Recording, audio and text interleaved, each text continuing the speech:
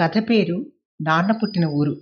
ఈ కథ ఫిబ్రవరి 1997 రచన ఇంటింటి పత్రికలో వచ్చింది. రాము నా కొలీగ్.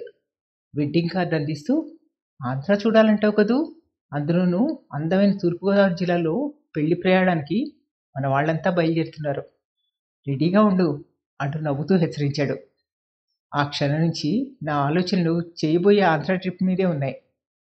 ఇంటికి వెళ్తూనే అమ్మతో చెప్పాను. ఆనందంతో ఆవిడ కళ్ళు మెరిశాయి.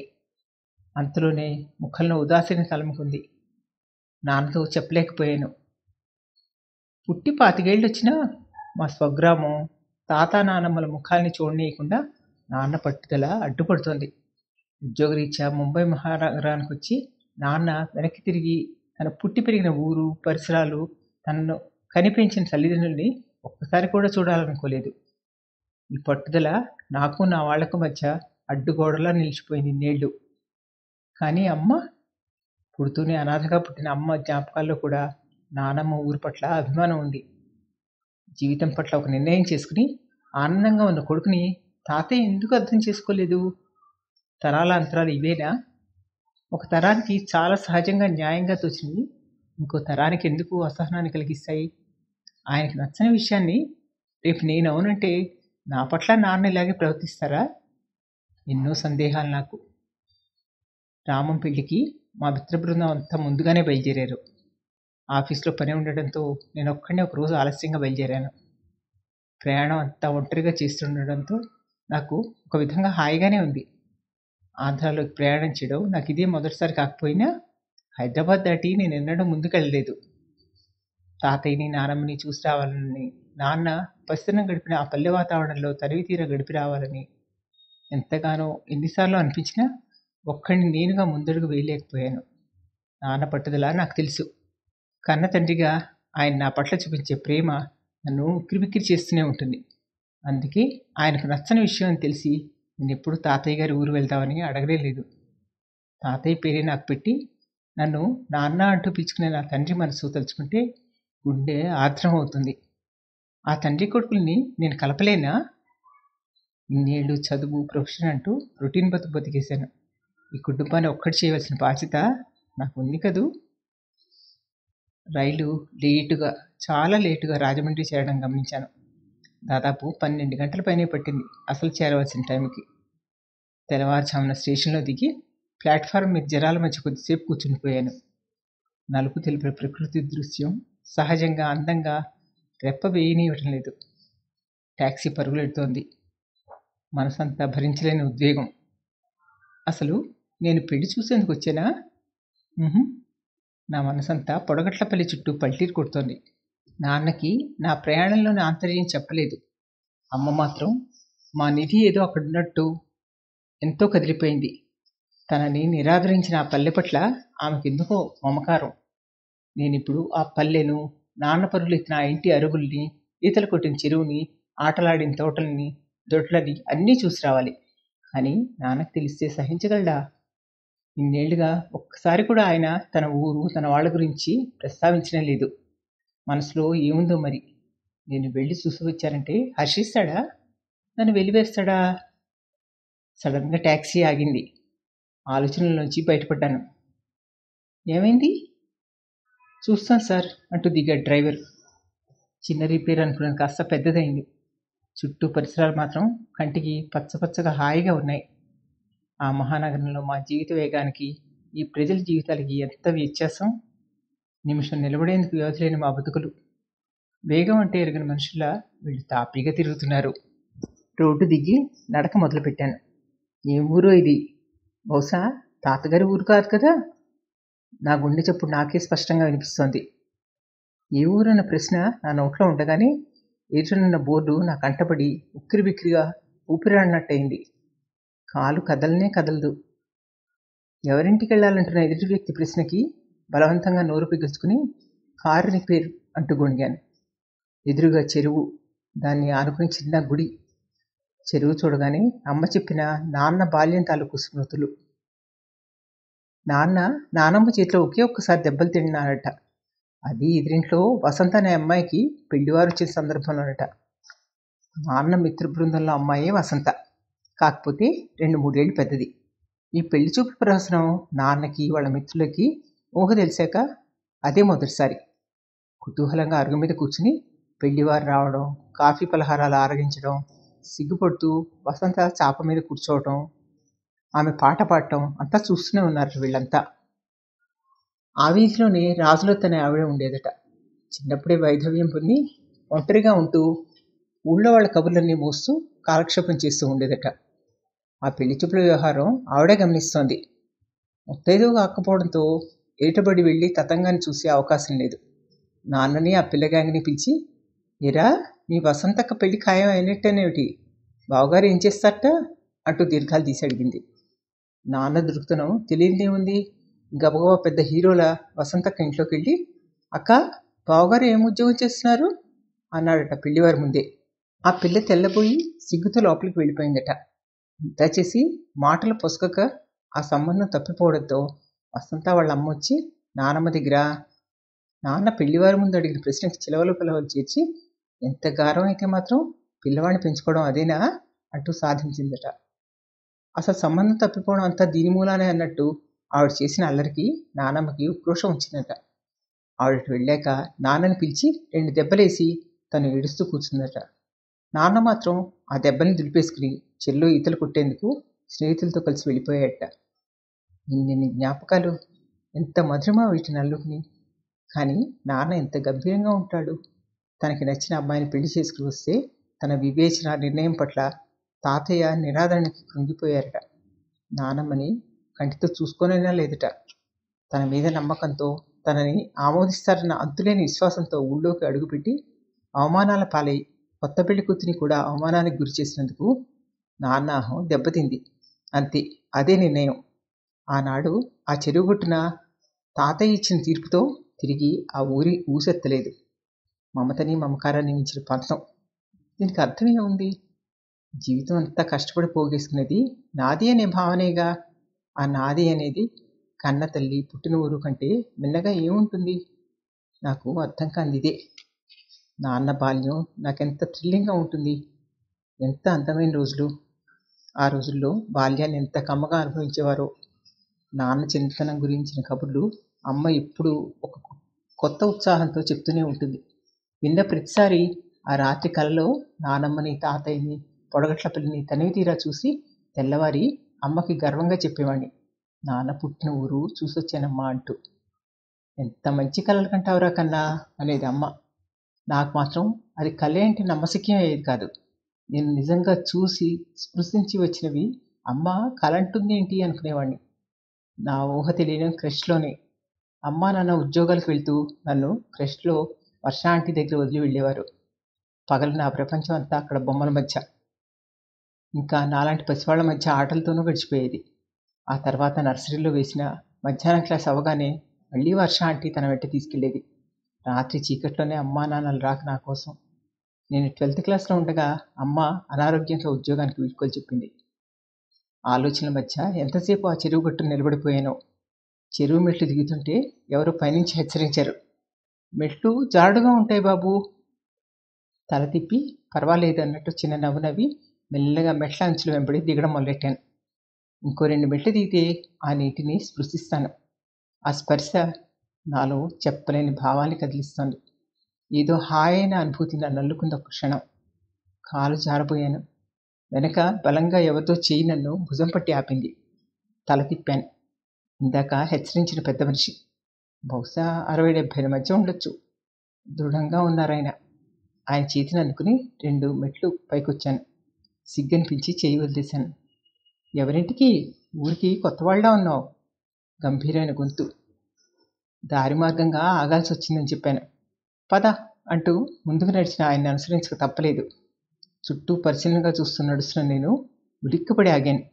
రేయ్ సూరి అన్న కేకతో. తన్ని అలా పిలిచే మిత్రులు ఎవరూ లేరే. అమ్మ ఒక్కతే నన్ను అలా పిలుస్తుంది. పక్కన నడుస్తున్న తాతగారు ఆగారు.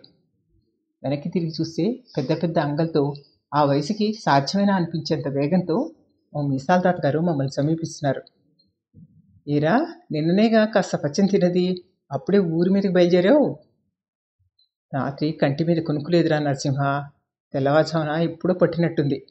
మెలకువ వస్తే ఏమీ తోచలేదు. చెరువుగట్టు వరకు వచ్చేసరికి కుర్రాడు ఎదురయ్యాడు. ఈ ఊరివాడు కట్ట, కాస్త కాఫీ ఇచ్చి పంపుదామని జవాబు చెప్తూనే ఆయన అడుగులు ముందుకు వేశాడు. సూరి పేరుతో పలికిన ఈ వృద్ధుడు నా తాతయ్యేనా? అయితే ఈ మీసాల తాత నరసింహం తాత అన్నమాట.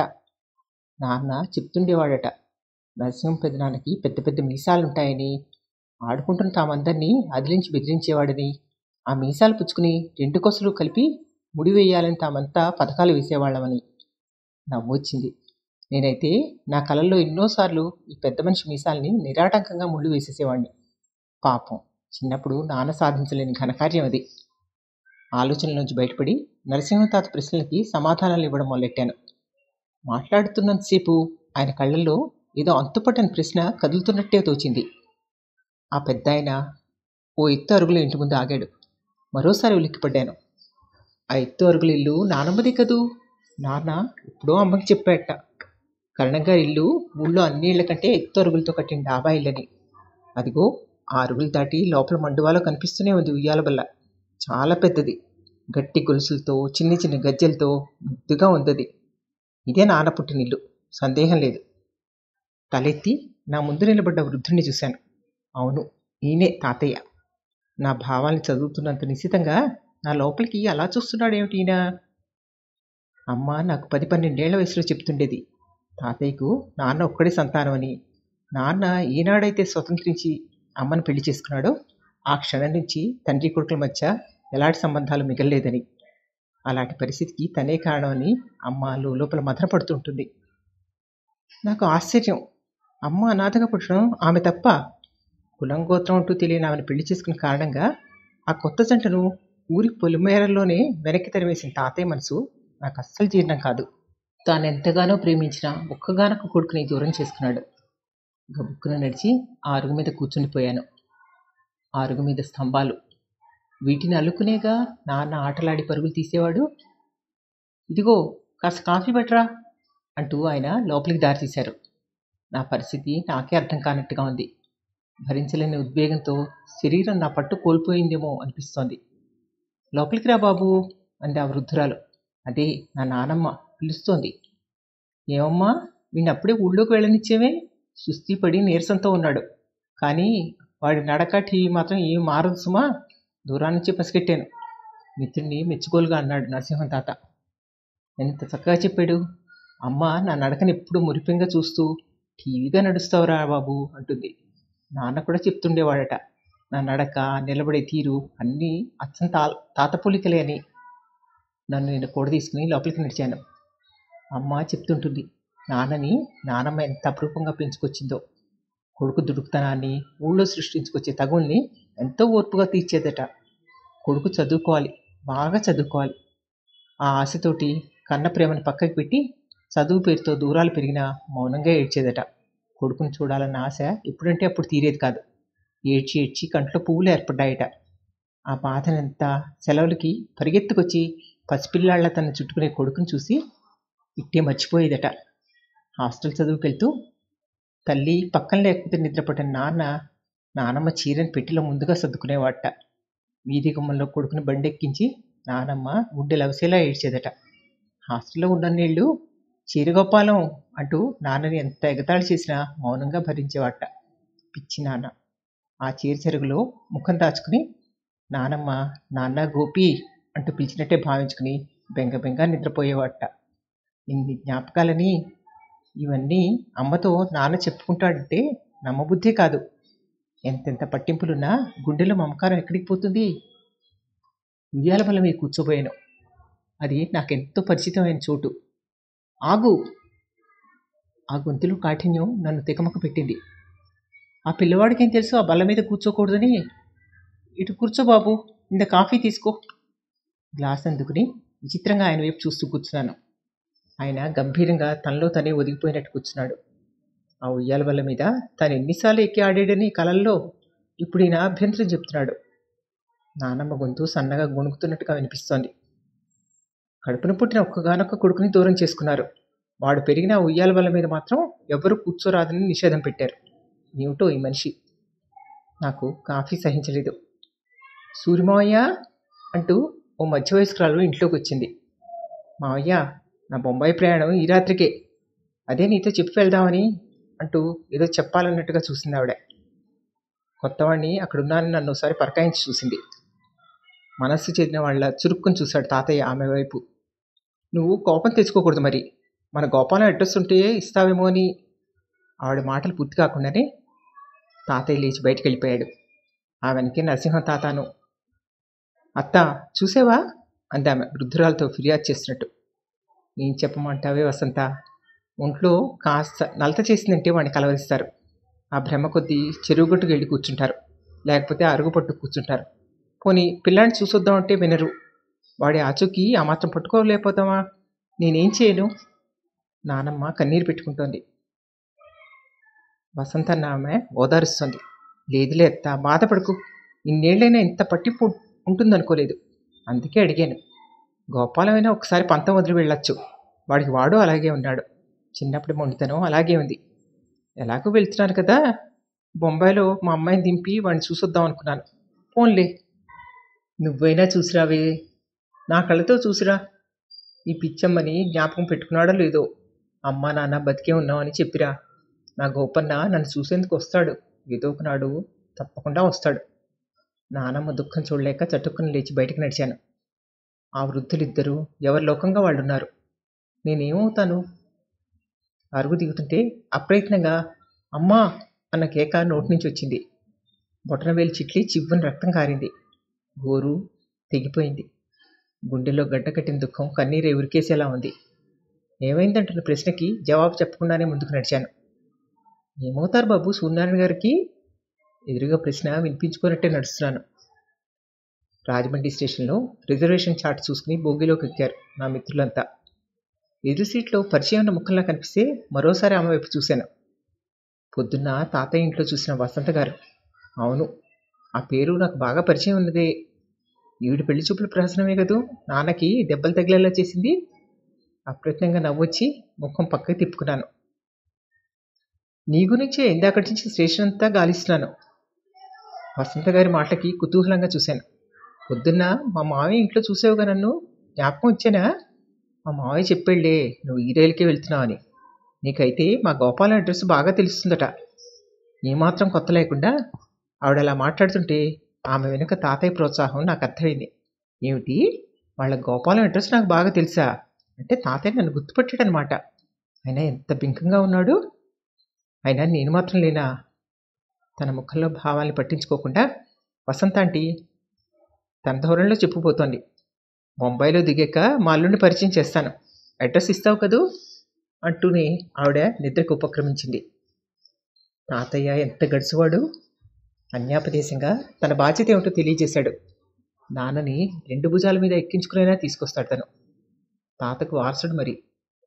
ఇన్ని ఆలోచనలు, ఇంత థ్రిల్లు అమ్మతో ఎప్పుడెప్పుడు పంచుకుందామా అన్న ఆరాటంతో నిద్రమాట మర్చిపోయాను. అక్కడ పల్లెలో తాతయ్య మాత్రం నిద్రపోయాడా? లేదు. నరసింహ తాతతో అరుగు మీద కూర్చుని పొద్దున్న తాను చెరువుగుట్టున తన మనవణ్ణి ఆ నడక తీరు చూసి పోలికని పట్టుకున్నానని చెప్తున్నాడు. ఒరే నరసింహ, ఆ పిల్లాడు అదేరా నా మనవడు. నన్ను చూసేందుకు తనంత తానుగా వచ్చాడో, యథాలాపంగా వచ్చాడో, వాళ్ళ నాన్నతో ఒప్పందం చేసుకునే వచ్చాడో వాడు బయటపడలేదు. నేనెందుకు బయటపడాలి? నా సందేశం సరిగా పట్టుకుంటే నా కొడుకుని నా కళ్ళ ముందుకు తెస్తాడా వాడు? ఇరా, నేను చేసింది రైటేనంటావా కాదా? చెప్తూనే కన్నీళ్ళు ఎట్టుకున్నాడు ఆయన. పొద్దున్న అమ్మ మేలుకులు వింటూనే, అమ్మా రాత్రి కళ్ళలో తాతయ్యని నానమ్మని చూసొచ్చానమ్మా, తాతయ్య నన్ను పోల్చుకున్నాడు కూడా అంటూ హుషారుగా అమ్మ వైపు ఉత్తిగిలబోయాను. కప్పుకున్న దుప్పటి అంచు తగిలి కాలి బొటన వేలు చురుక్కున మండింది. అప్రయత్నంగా లేచి కూర్చుని కాలి వంక చూస్తే గోరు తెగిన బొటన వేలు కట్టు ఊడి గాయం పచ్చిగా కనిపించింది. అయోమయంగా అమ్మ వైపు చూశాను. అమ్మ మాత్రం అన్నీ తెలిసినట్టు నవ్వుతోంది.